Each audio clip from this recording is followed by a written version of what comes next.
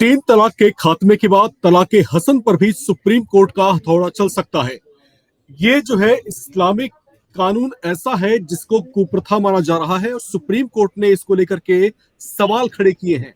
Supreme court ने साफ तौर से कहा है कि 2025 चल रहा है और इस समय भी इस तरह की प्रथाएं देश के अंदर अगर पल रही हैं तो ये बेहद चिंता की बात है। जो दर्शक इस समय हमें देख रहे हैं, थोड़ा सा उनको हम एक्सप्लेन कर दें कि तलाक हसन आखिर है क्या और विवाद इस पर क्यों मचा है। तलाक हसन दरअसल इस्लामिक कानून के तहत तलाक की वो प्रक्रिया है, वो विधान है जिसमें कोई पुरुष 3 महीने की अवधि में हर एक महीने अपनी पत्नी को कहता है तलाक और तीसरे महीने में अंततः वो अपनी पत्नी से छुटकारा पा लेता है। इस पर पत्नी का जोर नहीं चलता। तो इसी पर सुप्रीम कोर्ट की सख्त टिप्पणी है। सुप्रीम कोर्ट ने सवाल खड़ा किया है और ये मामला सुप्रीम कोर्ट में चल रहा है।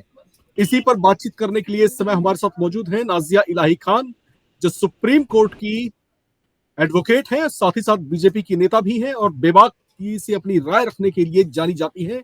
पाकिस्तानी चैनल्स में आपने इनको खूब देखा होगा बखियां उधेड़ते हुए। इस मुद्दे पर अपनी बेबाक राय के लिए हमारे साथ फिर हाजिर हैं। नाजिया जी, स्वागत है आपका। हर हर महादेव, वंदे मातरम, भारत माता की जय। मैं एक चीज और बता दूं कि 2015 से 2017 तक देश के सर्वोच्च न्यायपालिका में इंस्टेंट ट्रिपल तलाक के लिए सबसे तेज, सबसे जोर और कुरान की आयतों के साथ मेरा ही पिटिशन था और जजमेंट ऐतिहासिक आया, जो आज भी जिस पर कानून बना है और मुसलमान बेटियां सुरक्षित हुई हैं। जी बिल्कुल। अच्छा, ये जो तलाक हसन है जिसके ऊपर इतना विवाद मचा हुआ है और खुद सुप्रीम कोर्ट की बेंच ने जो है इसको लेकर के सवाल खड़े किए हैं, थोड़ा सा आप दर्शकों को पहले बताएं कि तलाक हसन आखिर है क्या और क्यों इस पर विवाद है। आप क्योंकि सुप्रीम कोर्ट की एडवोकेट भी हैं, आप बेहतर इसको जो है एक्सप्लेन कर पाएंगे।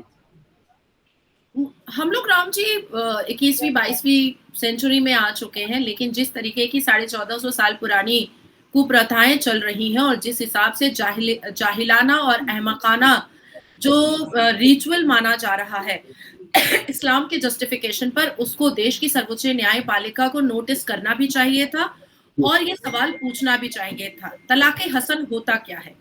3 महीना तो आप कह रहे हैं और लोगों को भी लग रहा है कि 3 बार 3 महीने में तलाक दे देना है, पर शरई तरीके से क्या है, पर इस्लामिक तरीके से क्या है, ये जानना बहुत जरूरी है। शरिया और इस्लाम ये कहता है कि ये जो 3 महीने का तलाक है, ये महिला को पुरुष मतलब बीवी को खाविंद मिजाजी खुदा उस वक्त तलाक देगा जब उसका पहला पीरियड्स होगा तो पहला तलाक होगा, दूसरा पीरियड्स होगा तो दूसरा तलाक होगा, तीसरा पीरियड्स होगा तो तीसरा तलाक होगा। और ये पीरियड्स का डेट क्यों चुना गया है इस्लाम के जस्टिफिकेशन पर? क्योंकि हमारे उस जमाने के सहाबा कराम को या अभी मौलवी मुफ्ती और मुल्ला को ऐसा लगता है कि पीरियड्स के वक्त में, प्यूबर्टी के जब हमें ब्लीडिंग होती है तो महिलाओं को सेक्सुअल डिजायर्स बहुत ज्यादा होता है और उस सेक्सुअल डिजायर्स के ड्यूरेशन में अगर लड़की को तलाक दिया जाता है तो वो झुक जाएगी और वो मतलब रिक्वेस्ट करेगी कि मुझे तलाक मत दो, और इस तरीके से महिला को दबा करके अपने निकाह में रखा जा सकता है। ये है मेन 3 महीने का तलाक। ये जो बहुत साधारण और बहुत क्लासी और बहुत एडुकेटेड सेंटेंस में जो बताया जा रहा है कि 3 महीने में 3 तलाक देना है और तलाक हसन कंप्लीट हो जाता है, नहीं, पीरियड्स के वक्त में देना है। अगर किसी महिला के का पीरियड्स 28 तारीख को होता है, महीने की 28 तारीख को, तो वो शौहर जो है उसका वो 28 तारीख दूसरे महीने की फिर 28 तारीख का इंतजार करेगा और फिर उसको पीरियड्स के वक्त देगा, ताकि सेक्सुअल डिजायर्स के वक्त उस महिला को तकलीफ हो कि अभी मुझे अपने हस्बैंड के साथ सेक्स करना है, अब देखो तलाक चल रहा है, अब तो सेक्स नहीं कर पाएंगे, तो ठीक है, तुम मुझे पैर की जूती भी बना के रखोगे लेकिन मैं रहूंगी, तलाक मत दो। तो ये है नेचर, ये है उनका थॉट प्रोसेस जी। अच्छा, यहाँ पर कुछ जो है मुस्लिम स्कॉलर्स हैं, कुछ मुस्लिम थिंकर्स हैं, नेता हैं कुछ मुस्लिम, और वो जो है खास तौर से यहाँ पर सुप्रीम कोर्ट की टिप्पणी का विरोध करते हुए दिखाई दे रहे हैं। उनका कहना है कि मुस्लिम पर्सनल लॉ बोर्ड है और उसमें जानबूझ करके इंटरवीन की कोशिश की जा रही है और जानबूझ के मुस्लिमों के हितों को जो है प्रभावित करने की कोशिश की जा रही है। क्या वाकई ऐसा हो रहा है? ऐसा है कि राम जी, मैं थोड़ा सा विस्तार में बताऊंगी। जब भी कोई अच्छी चीज आती है जब भी कोई मुसलमान बेटियों की रक्षा सुरक्षा के लिए बात आती है, जब भी कोई कुप्रथा को बंद करने की बात आती है, जब भी कोई एडुकेटेड बात आती है, तो हमारे मुसलमान जितने भी मौलवी मुल्ला है उनको उनके पेट में दर्द स्टार्ट हो जाता है और वो बिना मुहर्रम के छाती पीटना स्टार्ट कर देते हैं। मेरे हाथ में अभी है द होली कुरान, है ना जी, द होली कुरान। इसके पेज नंबर 550 में जाइएगा, पार्ट 28 में जाइएगा, वर्स 12 में जाइएगा, सेक्शन 2 में जाइएगा, सूरे अत-तलाक, सूरे तलाक में जाइए। सूरे तलाक, बिस्मिल्लाहिर्रहमानिर्रहीम, या अय्युहन नबिय्यु इज़ा तलक़्तुम निसाअ, ये जो पूरी आयत है ये बताती है कि अल्लाह और अल्लाह के प्यारे नबी बहुत नाराज होते हैं जिस घर में तलाक होता है। जिस घर में तलाक होता है उस घर में फरिश्ते की आमद खत्म हो जाती है। जिस घर में तलाक होता है उस घर में रोजी रोटी की कमी हो जाती है। जिस घर में तलाक होता है उस घर में रिस्क की कमी हो जाती है। जिस घर में तलाक होता है प्यारे नबी प्यारे आका खफा हो जाते हैं। जिस घर में तलाक होता है अल्लाह तबारक ताला, अल्लाह सुभान इस आयत के हिसाब से अपनी नजरें फेर लेता है उस परिवार की तरफ से, उस घर की तरफ से जिस घर में तलाक होता है। कई हदीसों से ये वाज़ा होता है कि अगर कोई मुसलमान ला इलाहा इल्लल्लाह मुहम्मदुर रसूलुल्लाह पढ़ने वाला मुसलमान अगर अपनी अहलिया को, अपनी शरीके हयात को, अपनी हम कलमा बीवी को अगर तलाक देता है तो समुंदर के बीचों बीच शैतान जश्न मनाते हैं और जो अल्लाह को नागवार पहुंचता है ये मेरी उम्मत, मेरी उम्मा, मेरे बनाए हुए अशरफुल मखलूकात आज वो काम कर रहे हैं जिससे शैतान जश्न मना रहा है। जी। तो जो सुप्रीम कोर्ट कर रहा है या जो देश की सरकार कर रही है वो तो वही कर रही है जो अल्लाह ने कहा है। अच्छा, यहाँ पर हम दो तरह की स्थितियां देख रहे हैं। एक तरफ मुस्लिम लीडर्स हैं, कुछ मुस्लिम नेता हैं, कम्युनिटी के कुछ जो है स्कॉलर्स हैं, वो उनकी तरफ से बहुत शोर मचाया जा रहा है कि भाई ये गलत हो रहा है और मुस्लिम पर्सनल लॉ बोर्ड में जो है जबरदस्ती जो है इसको छिड़काने की कोशिश की जा रही है। दूसरी तरफ एक तस्वीर हम देख रहे हैं मुस्लिम महिलाओं की, वो साफ तौर से यही कह रही हैं कि भाई ये एक तरह का शोषण है और जो सुप्रीम कोर्ट की टिप्पणी है वो अपनी जगह बिल्कुल जायज है, बिल्कुल ठीक है और समय के साथ में इसमें बदलाव होने की भी आवश्यकता है, बदलाव इसमें होना चाहिए। अब यहाँ पर मैं थोड़ा सा आपको ध्यान दिलाना चाहूंगा कि जो गल्फ की कंट्रीज है, खास तौर से सऊदी अरबिया, वहां पर तो इस्लाम का उदय हुआ था। वहां पर जो है जब रिवॉल्यूशनरी स्टेप इस तरह के उठाए जा रहे हैं तो हिंदुस्तान के जो मुस्लिम मौलवीज हैं आखिर उनको आपत्तियां क्यों हो रही हैं? जहां पर इस्लाम का उदय हो रहा है वहां पर इस तरह के जब रिफॉर्म्स हो रहे हैं तो यहाँ पर क्यों नहीं? जब यहाँ पर हो रहा है तो इनको जो है परेशानी आखिर है क्या? राम जी, ऐसा है कि हमारे भारत देश के जितने भी मौलवी, मुल्ला, कारी, मुफ्ती, हाफिज कुरान, मुअज्जिन, इमाम जो है, अगर वाकई में उनको अपनी उम्मत को और अपने अपने हमकलमा मुसलमानों को अगर अच्छे और सच्चे अल्लाह की राह पर पहुंचाना है तो फितरा दो, ज़कात दो, नफिल नमाज पढ़ो, फर्ज नमाज पढ़ो, लोगों की मदद करो और दिल में कीना कदूरत मत रखो, सदका दो और अच्छे इखलाक रखो, अच्छा ईमान रखो, तभी तुम्हारा अच्छा मुस्तकबिल हो सकता है।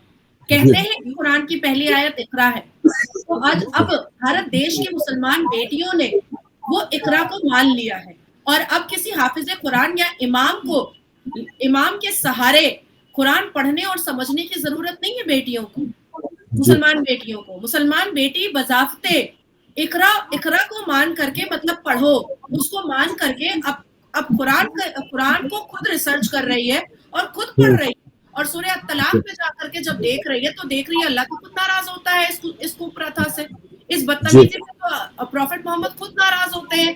अब आपने कहा कि अरब जैसी कंट्री जहां से इस्लाम का इख्तिताम हुआ है, इस्लाम की इब्तिदा हुई है, इख्तिताम नहीं, इस्लाम की इब्तिदा हुई है, इस्लाम का आगाज हुआ है, अरब जैसी जहां पर मक्का मुअज्जमा है और मदीना मुनव्वरा है, वहां पर जब रिफॉर्मेशन को एक्सेप्ट किया जा रहा है तो भारत में क्यों नहीं किया जा रहा है, ये आपका सवाल।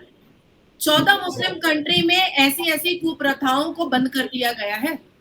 हम तो बहुत बाद में इंस्टेंट ट्रिपल तलाक बाहर में बंद किए हैं, पहले तो 14 मुस्लिम कंट्री में इंस्टेंट ट्रिपल तलाक बंद हुआ है, जो मेरे पिटीशन में भी लिखा हुआ था, उस 14 मुस्लिम कंट्री का पूरा हवाला दिया हुआ था। यहाँ पर जो मुसलमान है वो एक्चुअली में जिन्ना के मुरीद हैं, वो अल्लाह की उम्मत नहीं है, वो प्रॉफिट मोहम्मद के सुन्नतों को मानने वाले नहीं है, ये जिन्ना के मुरीद है और शरिया को मानने वाले लोग हैं। मैं बार बार कह रही हूँ, मैंने आपसे पहले भी कहा था कि वो मुसलमान बेटी जो अपनी इज्जत करती है, जो अपने से मोहब्बत करती है, जो अपनी आबरू से मोहब्बत करती है, वो ऐसी इस्लाम के जस्टिफिकेशन की कुप्रथाओं के खिलाफ आज नहीं कल जरूर खड़ी होगी। और आप देखिए कि खड़ी हो गई और तलाके हसन का विरोध खड़े हो करके रोड पर और कैमरा के सामने कर रही है कि भैया मुझे ऐसी कुप्रथा नहीं चाहिए, नहीं चाहिए। अच्छा, यहाँ पर ये पूरा मामला उठा क्यों, थोड़ा सा मैं आपको यहाँ पर बता दूं, जो दर्शक हमारे साथ जुड़े हुए हैं। एक महिला पत्रकार है जिनका नाम है बेनजीर हिना। इन्होंने 2022 में एक पीआईएल दाखिल की थी जिसमें उन्होंने बताया था सुप्रीम कोर्ट को कि इनके जो शौहर हैं उन्होंने एक वकील के जरिए 3 महीने में 3 नोटिस इनके पास पहुंचाया और तीनों नोटिस में ये लिखा गया था कि मैं आपको तलाक देता हूं, और फिर एक तरफा ये मान लिया गया कि ये तलाक पूरा हो चुका है, जो कि ये प्रोविजन कहता है इस्लाम के अंदर। अब यहाँ पर जो दलील इनकी तरफ से दी गई है सुप्रीम कोर्ट में, वो ये दी गई है कि ये जो है आर्टिकल 14, 15, 21 और 25 का साफ तौर से उल्लंघन है, क्योंकि यहाँ पर जो है इनके पति की तरफ से एक तरफा तलाक दिए जाने के बाद उस व्यक्ति ने जो है दूसरी शादी भी कर ली और उस दूसरी शादी से इनको बच्चा भी हुआ। तो यहाँ पर जो है विमेन राइट्स आखिर कहाँ गए? एक महिला का अधिकार जो चाहती नहीं थी कि उसको तलाक हो जाए, उसके हस्बैंड ने उसको एक तरफा तलाक दे दिया और दूसरी शादी भी कर ली। तो सुप्रीम कोर्ट ने इसी पर नाराजगी व्यक्त की है कि भाई ये कैसा कानून। तो इस पर आपका क्या कहना है? इसमें हो क्या सकता है? अब जो टेक्निकलिटीज हैं इसमें, लीगल टेक्निकलिटीज, आप इसको किस तरीके से परखती हैं? आपकी नजरों में क्या है ये? सबसे पहले मैं इस्लामिक तरीका बता दूं, उसके बाद फिर मैं संवैधानिक और देश के कानून के हिसाब से बताऊंगी। जी। इस्लामिक तरीका ये है कि बिना पहली बीवी के इजाजत के दूसरी शादी तो जायज ही नहीं होती है। तो जो कोई भी बिना पहली बीवी के इजाजत के बिना शादी करके बच्चा पैदा करता है वो तो हरामी बच्चा होता है, वो तो हलाल बच्चा होता नहीं है। जब तक पहली बीवी आपको इजाजत नहीं देती है तब तक आप दूसरा निकाह कर ही नहीं सकते हैं। दूसरा निकाह करके आप किसी को अहलिया बना करके, शरीके हयात बना करके आप ला ही नहीं सकते हैं। दूसरी इस्लामिक चीज मैं बता दूं आपको कि इस्लाम के हिसाब से आप दूसरी शादी तभी कर सकते हैं जब आपकी पहली बीवी या तो आपको बच्चा नहीं पैदा करके दे पा रही है, या तो वो कुछ महीनों में मरने वाली है किसी बीमारी की वजह से, या तो वो खुद कह रही है कि भाई मैं तुमसे सेक्स नहीं कर पा रही हूँ, मैं बूढ़ी हो गई हूँ, तुम दूसरी शादी कर लो, या तो कोई खास और मखसूस वजह हो, तभी दूसरी शादी हो सकती है और पहली बीवी की इजाजत के साथ हो सकती है। तो इस्लाम तो ये कह रहा है, तो ये इस्लाम मान कहाँ रहे हैं, ये कुरान मान कहाँ रहे हैं? ये तो इस्लाम के जस्टिफिकेशन पर इस्लाम को तोड़ मरोड़ करके, इस्लाम को फ्लेक्सिबल अपने तरीके से बना करके हरामी बच्चे पैदा कर रहे हैं। अब आते हैं कॉन्स्टिट्यूशन और भारत के कानून के हिसाब से, ये देश शरई नहीं है राम जी, और ना ही ये देश इस्लामिक है, ये देश संवैधानिक है। जिस तरीके से एक हिंदू पुरुष या हिंदू महिला मैट सूट फाइल करती है, डिवोर्स की पिटीशन फाइल करती है और सालों 7 साल 8 साल 9 साल वो कोर्ट में चक्करें खाती है, मीडिएशन होता है, उसके बाद सेपरेशन होता है और तब जा करके डिवोर्स की डिग्री मिलती है। और इस्लाम के हवाले से ये लोग आराम से पहली बीवी को तलाक भी नहीं देते और दूसरी बीवी से शादी कर लेते हैं, बच्चे भी पैदा कर लेते हैं। आपको पता है, एक और पते की बात बताती हूँ, सबने कहा कि यूसीसी का विरोध मुसलमान पुरुष इसलिए कर रहे हैं ताकि चाचा की बेटी, मामा की बेटी, नाना की बेटी, खाला की बेटी, पुप्पू की बेटी से शादी नहीं कर पाएंगे।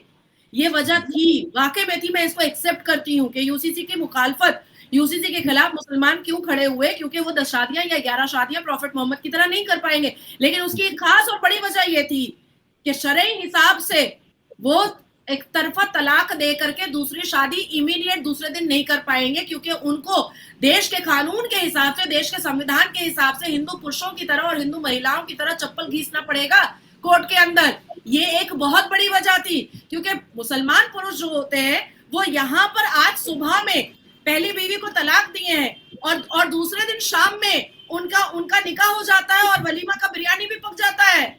अब आप सोचिए कि कितनी बड़ी पार्शियलिटी है, कितना बड़ा ड्यूअल गेम चल रहा है कि एक ही देश में एक ही संविधान, एक ही देश का कानून, लेकिन ये लोग आराम से नाक के नीचे देश की सर्वोच्च न्यायपालिका, देश के संविधान और देश की सरकार के नाक के नीचे ये शरिया और इस्लाम चला रहे हैं। और देश की सर्वोच्च न्यायपालिका आज जवाब दे रही है, आज सवाल पूछ रही है, आज टिप्पणियां कर रही है। 2025 में हम तो चिल्ला रहे थे, 2010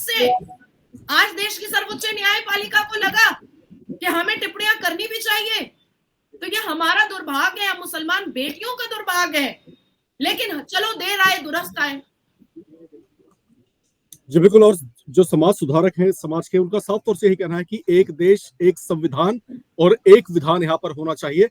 इसको लेकर के जो है नज़िया जी, कुछ जो है कंफ्यूजन्स भी हैं सोसाइटी में। ये मुस्लिम्स में जो है इस्लामिक शरिया कानून की अगर हम देखते हैं तो कई तरह के जो है तलाक यहाँ पर सुनने के लिए आते हैं। तलाक एहसन है, इसमें तलाक बिद्दत है, तलाक हसन है, तलाक तफवीज है, एक खुला भी होता है, इसके अलावा एक जो है तलाक मुबारक भी है। या फिर है क्या क्या, थोड़ा सा आप दर्शकों को बताएं। देखिए, मैं पहले एक चीज क्लियर कर दूं कि खुला बार बार जितने भी दाढ़ी टोपी वाले बैठते हैं बंदर जैसी शक्ल लेकर के टीवी चैनलों पर, तो वो कहते हैं कि इस्लाम ने तुम्हें खुला की इजाजत दी है। बहुत अच्छी बात है, लेकिन उसकी तफसीर तो पढ़ो, उसकी तशरीह तो करो। अगर मान लीजिए कि मैं अपने शौहर को खुला का पेपर भेज रही हूँ, खुला नामा भेज रही हूँ, तो जब तक उसकी अनुमति नहीं होगी तब तक मेरा खुला नहीं होगा। तो घुमा फिरा करके वही शहंशाह बन गया, घुमा फिरा करके वही ठेकेदार बन गया, वही डिक्टेटर बन गया। अब आते हैं तलाक मुबारक, जिसमें पति पत्नी की सहमति से दोनों का तलाक हो जाता है। अब उसमें भी देख लीजिए कि बीवी जो है वो इमाम साहब के पास, और जो इस्लामिक वकील बनता है, इस्लामिक शरई वकील जो बनता है, जो निकाह भी करवाता है उसको भी वकील कहा जाता है, लेकिन वो शरई वकील होता है, वो LLB वाला वकील नहीं होता है। तो वो बैठता है और पंचायत मतलब मुसलमान समाज के ठेकेदार बैठते हैं, दोनों को लेकर के बैठते हैं। बीवी अगर कह रही है कि मुझे मैं तलाक मुबारक के हवाले से मैं इनकी सहमति से इनको छोड़ना चाहती हूँ, लेकिन अगर शौहर बोलेगा कि मैं नहीं छोड़ना चाहता तो फिर नहीं छूटे, तो फिर घुमा फिरा करके वही हो गया शहंशाह। तो ये सिर्फ लॉलीपॉप है कि खुला तो महिलाओं को अधिकार दिया गया है, मुसलमान तलाक मुबारक में दोनों को आपसी सहमति से छोड़ने का अधिकार मिला है। नहीं, ये सिर्फ लॉलीपॉप है। इसकी तफसीर में जाना चाहिए, इसकी तशरीह में जाना चाहिए, इसके पूरे डिटेल्स पढ़ने चाहिए, तो पता चलेगा कि हमारा कोई अधिकार नहीं है। अल्टीमेटली वो चला जाता है पुरुष के हवाले ही। अब आते हैं तलाक एहसन, एक बार में तलाक, एक बार में भैया मैंने तुमको छोड़ दिया, चलो फुटो। अब आते हैं तलाक बिद्दत, तो वही इंस्टेंट ट्रिपल तलाक जिसको 2017 में ऐतिहासिक जजमेंट आया और 2019 में देश के लोकतंत्र के मंदिर में वहां पर कानून बना। तलाक हसन के बारे में अभी हम बात कर ही रहे थे। तलाक तफावीज नहीं, तफावीज है जी, तलाक तफावीज, ये तो और भी भयानक है, और भी भयानक है। इसमें कहा जरूर जा रहा है कि बीवी जो है, अहलिया शरीके हयात जो है, वो चुप रहेगी और सामने वाला तलाक दे के मुंह पे फेंक कर चला जाएगा। जी जी, आप समझ रहे हैं कि मुसलमान बेटी और मुसलमान महिलाओं का ना, मुसलमान औरत का कोई वैल्यू नहीं है। ये कहने को 4 5 6 8 है, लेकिन इसमें सिर्फ और सिर्फ जो शहनशाहियत है, जो डिक्टेटर है, वो सिर्फ मर्दों का है। बिल्कुल। तो यहाँ पर जो है इस्लामिक कानून है, इसके अंदर जो है बहुत सारी ऐसी चीजें हैं जो लगातार चर्चाओं का विषय इसमें बन रही हैं।